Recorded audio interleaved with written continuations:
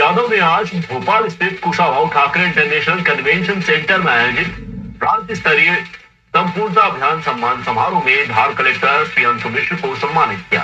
धार collector Priyank Mishra को सम्मानित करते हुए मुख्यमंत्री डॉक्टर यादव धार जिले में संपूर्णता अभियान के सफल क्रियान्वयन वहीं उल्लेखनीय उपलब्धियों के लिए कलेक्टर प्रियंक मिश्रा को मुख्यमंत्री ने मंच पर बुलवाकर संपूर्णता अभियान सम्मान तथा स्वर्ण पदक प्रदान किया। इस अवसर पर मुख्यमंत्री ने कहा कि संपूर्णता अभियान शासन की योजनाओं को जन जन तक प्रभावी ढंग से पहुंचाने का सशक्त माध्यम बना हुआ है। आज जिले का प्रदर्शन पूरे प्रदेश के लिए प्रेरणा स्रोत है। जिले में संपूर्ण अभियान की प्रभावी क्रियान्वयन के लिए यह सम्मान दिया गया है। समारोह में मौजूद अतिथियों ने कलेक्टर प्रियंक मिश्रा को इस उपलब्धि पर बधाई दी। प्रशासन का जो मूलभूत सिद्धांत है वो ये है कि जो शासन के द्वारा जो भी नीतियां बनाई जाती हैं या जो योजनाएं बनाई जाती हैं हमें उनका क्रियान्वयन करना है।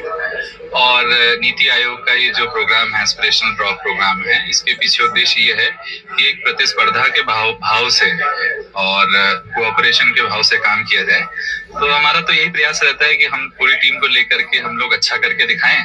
बाकी अवार्ड तो उसका एक अंतिम पड़ाव है, वो अगर मिलता है तो बहुत खुशी होती है, टीम बहुत मोटिवेट होती है, नहीं मिलता है तो हमें प्रेरणा मिलती है और अच्छा काम करने की। अच्छा सर, काम जिस तरह से हुआ दमोह जिले धार जिले के अंदर, क्योंकि ट्राइबल का क्षेत्र है, बहुत सारी चीजें हैं, दिक्कतें बड़ी आती है, तो चुनौतियां क्या क्या थी और किस तरह से उभर पाए? देखिए, सबसे बड़ी चुनौती जो हमारे लिए होती है वो होता है व्यवहार परिवर्तन। हम अगर किसी भी चीज के बारे में बात करें, अगर हम न्यूट्रिशन के बारे में बात करें, महिलाओं के या फिर जो गर्भवती महिलाएं होती हैं उनके खान पान के बारे में बात करें, हमारे पास चैलेंज ये होता है कि कैसे हम उन्हें मोटिवेट करें, उनका व्यवहार परिवर्तन करें कि वो आयरन फॉलिक एसिड की गोलियां खाएं, अपने स्वास्थ्य का ध्यान रखें। और वो चैलेंज ऐसा है कि उसके लिए जब तक पूरी टीम, और टीम में केवल शासकीय सेवक ही नहीं, सामाजिक कार्यकर्ता, धार्मिक जो हमारे संगठन हैं और जो हमारे महिलाओं के संगठन हैं, स्वयं सहायता समूह, सबको लेकर के ही ये काम हो पाता है। और ये निरंतर प्रगतिरत कार्य है, ये ऐसा कभी पूर्ण नहीं हुआ है। हमें तो और अपने गैप्स दिख रहे हैं जिसमें हमें और काम करने की जरूरत है, बट सबसे बड़ा चैलेंज व्यवहार परिवर्तन। कहाँ गैप्स नजर आ रहे हैं सर, कहाँ और बेहतर काम? मैं समझता हूँ कि जो ये जो चैलेंज है हमारे पास शिक्षा का, तो जो हमारा आदिवासी बहुल्य जनजातीय बहुल्य क्षेत्र है उसमें जो हमारा प्रारंभिक शिक्षा है उसमें हम अभी भी कमी पाते हैं।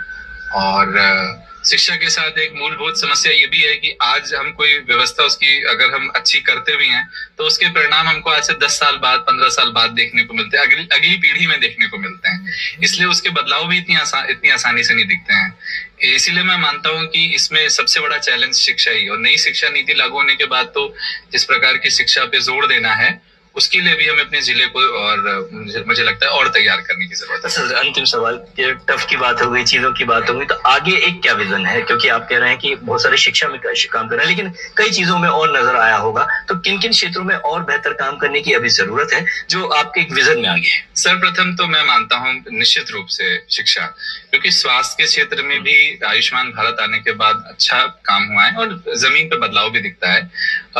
स्वच्छता के मामले में तो, आवास के मामले में तो हम देख ही रहे हैं कि पूरे जिले में, पूरे देश में ही बदलाव है।